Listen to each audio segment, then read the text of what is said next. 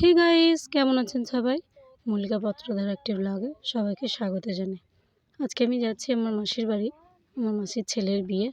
তো আমি অনেকটা রাস্তায় চলে এসেছি, মোটামুটি 1-1.5 ঘন্টার মতো রাস্তায় চলে এসেছি। তারপর আমার মনে হলো এই যে একটু ভিডিও বানালে তো বেশ ভালোই হতো। কারণ বাড়ি থেকে বেরোনোর সময় এত হুড়োতাড়ায় বেরিয়েছি, আমার একদম খেয়ালই ছিল না যে ভিডিও বানাতে হবে। তো এই ব্রিজে যখন পার হচ্ছিলাম, এই জলাশয়টা দেখে আমার মনে হলো যে একটু ভিডিও করে আপনাদের সঙ্গে শেয়ার করি। বেশ ভালো লাগলো, তাই আমি শেয়ার করলাম। আর আমি এই প্রথমবার যাচ্ছি আমার মাসিমণির বাড়ি।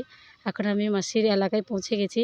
তো প্রথমে মানে এলাকাতে ঢুকতেই একটু অবাকই হয়েছিলাম।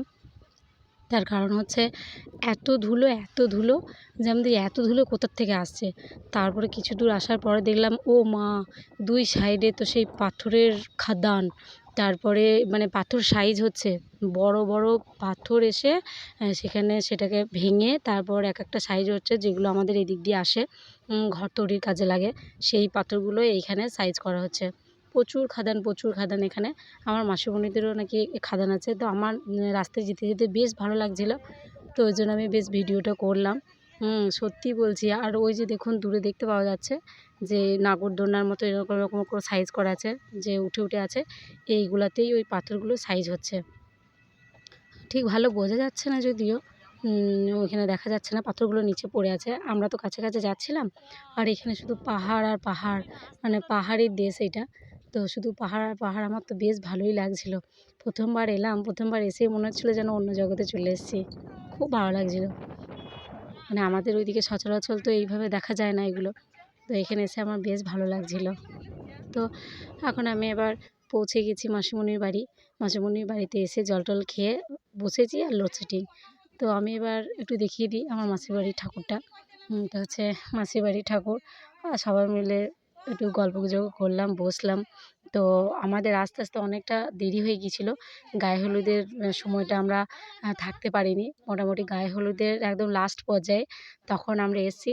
এসেই তাড়াহুড়োতে রেডি হয়ে তারপর গায়ে হলুদে জয়েন করেছি, কিন্তু গায়ে হলুদে কিছু ভিডিও করতে পারিনি, মানে এতটাই হুড়োতাড়া ছিলাম। আমাদের আসতে অনেকটা সময় লেগেছে। ওই জন্য আমরা আর মানে গায়ে হলুদের সময়টা জয়েন করতে পারিনি। ডাইরেক্ট এখানে চলে এসেছি আমরা এখন বরযাত্রী। মানে তখন খাওয়া দাওয়া করে একটু রেস্ট নিচ্ছিলাম। এত দূর এসেছি তো মোটামুটি ঘন্টা 3 রাস্তায় এসেছি। ওই জন্যে আমরা খাওয়া দাওয়া করে রেস্ট নিচ্ছিলাম। তারপরে আমি এই যে চলে এসেছি বরযাত্রী। সবাই একে একে যাচ্ছে আর আমাদের নতুন বউর সঙ্গে আলাপ করে চলে আসছে। জায়গাটা ওখানে অনেকটাই খাঁচা, ওই জন্য সবাই একসঙ্গে গ্যাঞ্জাম করা যাচ্ছে না। চলুন আমি একটু এগিয়ে যাই, গিয়ে আমার ভাইয়ের বউর সঙ্গে একটু আলাপ করে আসি। গিয়ে আবার দেখি ওমা অনেকজনাই ভিডিও করছে, সেলফি তুলছে। এবার আমি একটু আলাপ করলাম, তারপরে এই যে একটু ভিডিও নিলাম। বলুন আমার ভাইয়ের বউ কেমন দেখতে হয়েছে। তো এখানে আমি এবার যাচ্ছি প্যান্ডেলের দিকে এগোচ্ছি। তো ওখানে গিয়ে আমাদেরকে টিফিন খাওয়ানো হবে, জলখাবার। তো লাইটিং দিয়ে বেশ সুন্দর সাজিয়েছে, বেশ ভালো লাগলো জানেন। এখানে আমার মা, আমি, আমার মামা, মামী আমরা সবাই বসেছি। আর আমার পুচিটা দেখুন আমার মায়ের কোলে বসে আছে, এটা আমার মামী।